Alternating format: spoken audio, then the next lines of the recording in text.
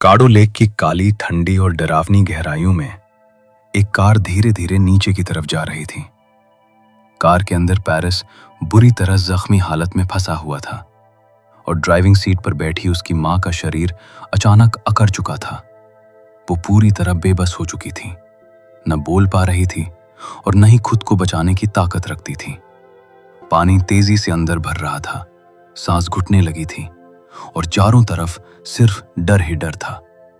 Paris घबराहट में बार बार मां की सीट बेल्ट खोलने की कोशिश करता रहा, लेकिन उसके फेफड़े जवाब दे रहे थे। आखिरकार वो मजबूर हो गया और जान बचाने के लिए पानी से बाहर निकल आया। पेरिस तो बच गया, लेकिन उसकी मां हमेशा के लिए इस दुनिया से चली गई। ये दिल दहला देने वाला हादसा उस वक्त हुआ था जब पेरिस अपनी मां के साथ काडो लेक ब्रिज से गुजरते हुए घर लौट रहा था। मां ड्राइव कर रही थी कि अचानक उसका शरीर तन गया, हाथ पैर बेकाबू होकर कांपने लगे। गाड़ी का कंट्रोल बिगड़ा और अगले ही पल कार सीधे ब्रिज से नीचे झील में जा गिरी। बाद में डॉक्टर्स ने बताया कि गाड़ी चलाते वक्त पेरिस की मां को सीजर अटैक आया था, यानी दिमागी दौरा, जिसकी वजह से ये सब हुआ। उस एक पल ने पेरिस की पूरी जिंदगी तोड़कर रख दी। वो अपनी मां के बिना जिंदगी की कल्पना भी नहीं कर सकता था। 4 साल गुजर गए, लेकिन पेरिस आज तक उस सदमे से बाहर नहीं निकल पाया था। उसके पिता चाहते थे कि वो अतीत को भुलाकर आगे बढ़े, लेकिन पेरिस ने तो काडो लेक को ही अपनी दुनिया बना लिया था। उसने अपना करियर छोड़ दिया और झील में ड्रेजिंग का काम करने लगा, यानी पानी के नीचे से लोहा और रिसाइकल होने वाली चीजें निकालना। खुद को थकाना, खुद को जख्मी करना, यही उसका सुकून बन चुका था। इस झील से उसे अजीब सा लगाव भी था और एक अनजाना डर भी। आखिरकार उसके पिता ने भी हार मान ली और उसे उसके हाल पर छोड़ दिया। इस टूटी हुई दुनिया में अगर कोई एक इंसान पेरिस के साथ खड़ा था तो वो उसकी गर्लफ्रेंड सीई थी। सीई ही वो अकेली इंसान थी जो पेरिस की खामोशी, उसके दर्द और उसके अंदर के जख्मों को समझती थी और उसे सहारा देने की कोशिश करती थी। लेकिन काडो लेक के इस रहस्यमयी सन्नाटे में सिर्फ पेरिस ही अकेला नहीं था। झील के किनारे एक और लड़की रहती थी, जिसकी जिंदगी भी उदासी से भरी हुई थी। उसका नाम एली था। एली का सबसे बड़ा दर्द यह था कि उसके असली पिता बचपन में ही उसे और उसकी मां को छोड़कर चले गए थे। अब वो अपनी मां सेलेस्ट, सौतेले पिता डैनियल और सौतेली बहन अन्ना के साथ रहती थी। कहने को तो ये उसका परिवार था, लेकिन एली को यहां कभी अपनापन महसूस नहीं हुआ। उसे हमेशा यही लगा कि उसे वो मोहब्बत नहीं मिली जिसकी वो हकदार थी। वो अपने ही घर में एक अजनबी बनकर रह गई थी। इसी दबाव और खामोश तकलीफ के बीच एक दिन डैनियल ने घर पर फैमिली डिनर रखा। सब लोग इकट्ठा थे कि अचानक अन्ना बाहर से अंदर आई। उसके हाथ में कुछ मरी हुई तितलियां थीं। उन्हें देखते ही डैनियल का भाई चौंक गया। उसने बताया कि ये आम तितलियां नहीं, बल्कि 4 आइड मॉथ्स हैं, एक ऐसी प्रजाति जो सालों पहले खत्म हो चुकी थी। हैरानी से उसने अन्ना से पूछा कि ये तुम्हें कहाँ मिली। अन्ना ने मासूमियत से बताया कि वो बोटिंग करते हुए काडो लेक के बीच मौजूद गोट आइलैंड तक चली गई थी, जहां ये तितलियां हजारों की तादाद में मौजूद थीं। खत्म हो चुकी तितलियों का यूं दिखना कोई मामूली बात नहीं थी, लेकिन उस वक्त किसी ने इस बात को ज्यादा गंभीरता से नहीं लिया। डिनर के बाद जब सेलेस्ट किचन में बर्तन धो रही थी, एली उसके पास आई। उसके चेहरे पर जिद साफ नजर आ रही थी। उसने अपनी मां से सीधे अपने असली पिता का डेथ सर्टिफिकेट मांग लिया, क्योंकि उसे कॉलेज एडमिशन फॉर्म भरना था और वो किसी भी हालत में वहां अपने सौतेले पिता डैनियल का नाम नहीं लिखना चाहती थी। लेकिन सेलेस्ट ने उसकी उम्मीदों पर पानी फेर दिया। गुस्से में उसने एक कड़वी सच्चाई बता दी कि उसके पिता न मरे थे और न ही कोई डेथ सर्टिफिकेट मौजूद था। असल सच ये था कि वो उन्हें छोड़कर किसी और लड़की के साथ भाग गए थे।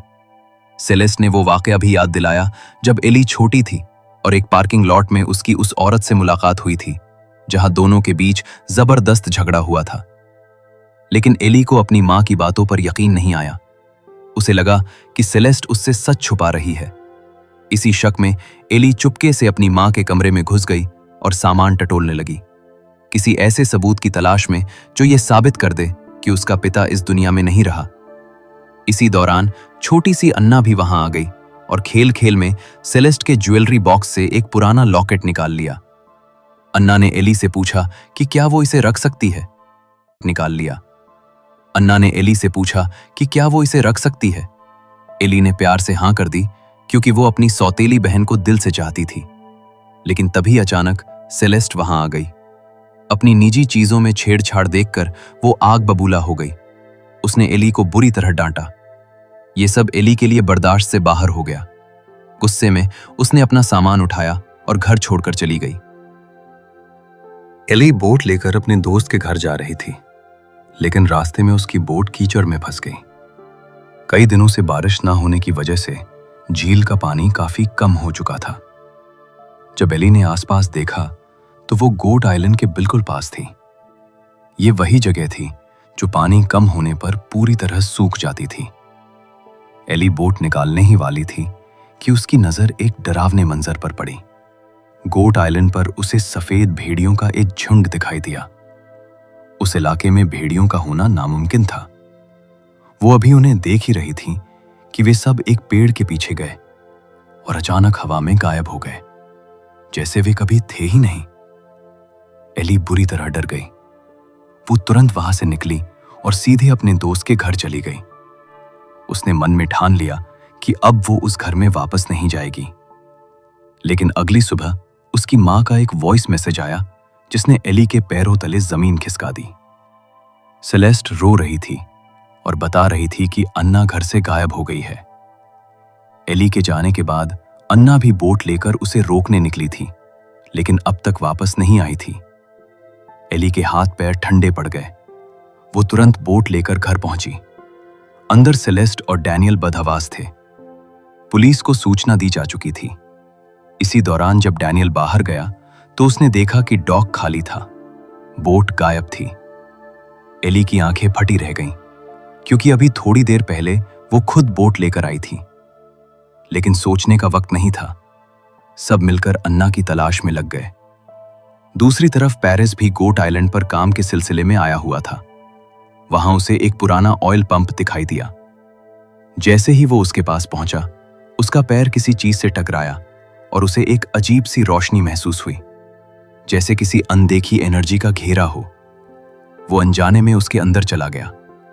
एक पल के लिए उसका शरीर सुन्न हो गया, आवाजें गायब हो गईं और फिर वो घबराकर पीछे हटाया। उसके हाथ कांपने लगे, बिल्कुल वैसे ही जैसे हादसे से पहले उसकी मां के हाथ कांपे थे। तभी उसके साथी ने आवाज दी और पेरिस वापस चला गया। बोट की मोटर से कचरा निकालते वक्त उसके हाथ एक लॉकेट लगा। वो अन्ना का लॉकेट था। उसे देखकर पेरिस चौंक गया, क्योंकि बिल्कुल ऐसा ही लॉकेट उसकी मां के पास भी था। अब पेरिस को यकीन होने लगा था कि कैडो लेक में कुछ न कुछ बहुत गलत है। लॉकेट मिलने के बाद पेरिस के दिल में एक अजीब सा डर बैठ गया था। उसे साफ महसूस हो रहा था कि कैडो लेक कोई आम झील नहीं है। वो सीधे घर पहुंचा और सेलेस्ट के साथ मिलकर झील की पुरानी हिस्ट्री खंगालने लगा। पेरिस के पास अपने पिता की एक पुरानी डायरी थी, जिसमें उन्होंने उन सभी तारीखों को नोट किया हुआ था जब जब पेरिस की मां को दौरे पड़े थे।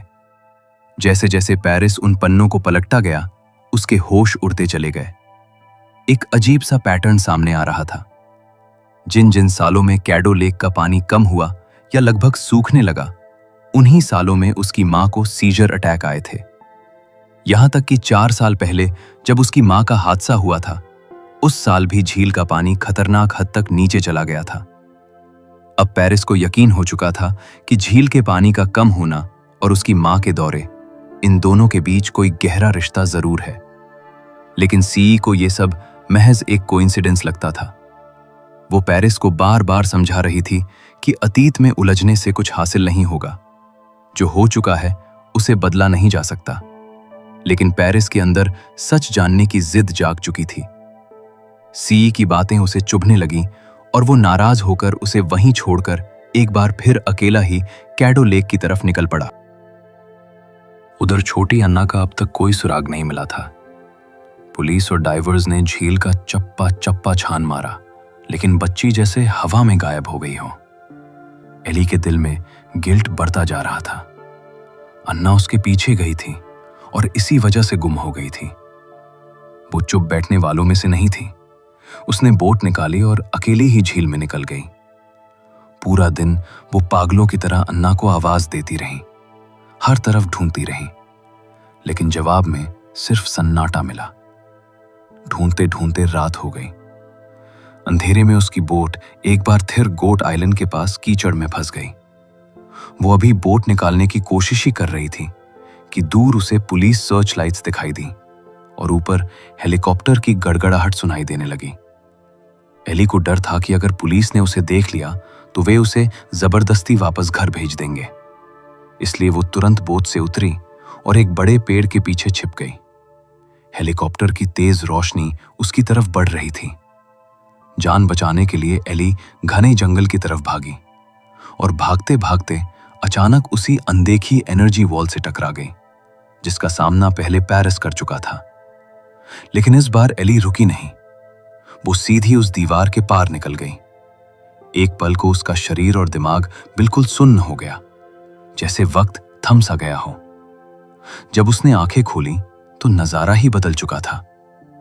आसमान से हेलीकॉप्टर की आवाज गायब थी और सबसे डरावनी बात यह थी कि अभी कुछ पल पहले रात थी, लेकिन अब दिन निकल आया था। एली बुरी तरह घबरा गई। उसे समझ नहीं आ रहा था कि वो कहां है और वापस कैसे जाए। उसका फोन भी बोट में ही रह गया था।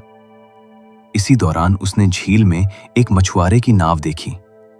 एली ने उससे मदद मांगी और लिफ्ट लेकर घर वापस आ गई। लेकिन जैसे ही वो घर के अंदर दाखिल हुई, वो सन्न रह गई। सेलेस्ट और डैनियल वैसे ही बदहवास थे जैसे अन्ना अभी अभी गायब हुई हो। सेलेस्ट पुलिस को फोन पर रिपोर्ट लिखवा रही थी। एली खिड़की से बाहर देखती है तो उसके पैरों तले जमीन निकल जाती है। सामने झील में एक और एली अपनी बोट के साथ वापस आ रही थी। इसी के साथ कहानी आगे जारी रहेगी।